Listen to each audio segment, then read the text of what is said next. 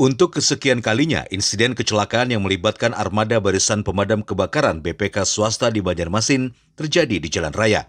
Kali ini dialami unit relawan BPK Gadang di kawasan Jalan Sutoyo S, Teluk Dalam, Banjarmasin Tengah, Rabu lalu. Kecelakaan mengakibatkan dua pelajar atas nama Nia Kusuma Dewi dan Amanda Rahmania Sumarsono yang sempat kritis di rumah sakit. Berdasarkan informasi terbaru, pihak kepolisian memastikan pengemudi armada relawan pemadam kebakaran yang menabrak pemotor akan diproses secara hukum. Ya, kami sangat menyayangkan kejadian ini ya. Mungkin kami akan berkoordinasi dengan Pemko nanti, stakeholder terkait, untuk merapikan kembali bagaimana tata cara pemadam kebakaran melakukan tugasnya.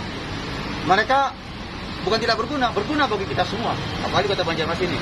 Namun perlu kita lakukan pembinaan. Namun terhadap kasus ini tidak boleh ada ya perbedaan.